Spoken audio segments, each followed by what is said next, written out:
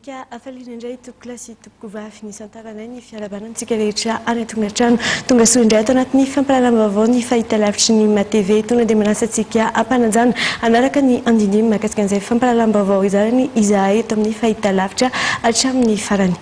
avy hatrany dia eo amin'ny raharaha anjozoro be no isantarantsika ny fampalalam-baovao amin'izao alina izao toy izay raharaha anjozoro be izay dia mitsipaka tanteraka ny filazan'ny hémorragie sy ny filoham-pirenena i Jean Hirmont izay tompo toerana fitrandrahana vato sarobidy ao an-toerana ary avy hatrany ny fanadidina mahakasika an'izay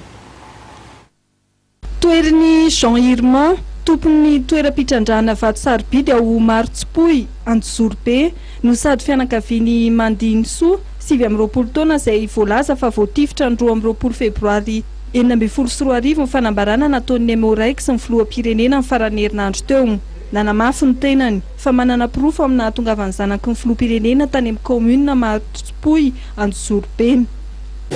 Fa ny action izay nandeha nataon'zareo tany depuis ny ala eto Antananarivo nakan'zareo hémorragie tao ankady lalana dia haiko nanakan'zareo nakany Mathieu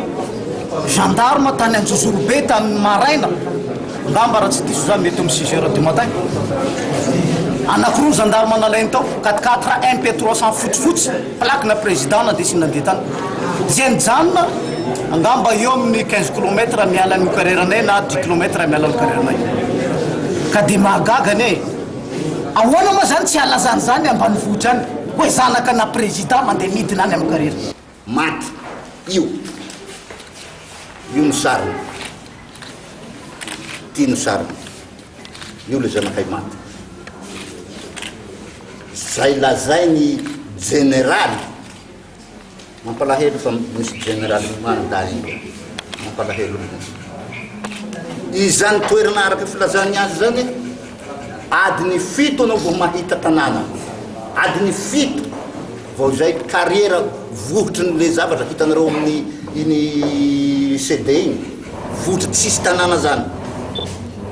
fa dia milaza izy hoe nanotadian'ny fokon'olo manodidina izy dia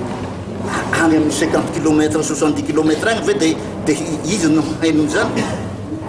fa io fa nodikodinan-javatra io fa zahay dia tsy hanaiky na inoko idondra na inoko hantra na izaho tampaky ty lohako ty aleo tampaky maty ambony zanako eo aleo tampaky ty zaho tsy matahotra fata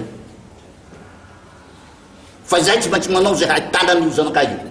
manizingizina izy reto fa tsy anaiky raha tsy mivoaka marina mikasika ny raharaha famononany Mandiny Soa tao Anjozoro be no marian'izy reto ihany koa fa efa nisy ny fitarainana napetraka izy ireo teo anivo manam-pahefana saingy hatreto dia tsy misy ny fanadihadiana ny sokatra momba ny raharaha Martsipoy Anjozoro be.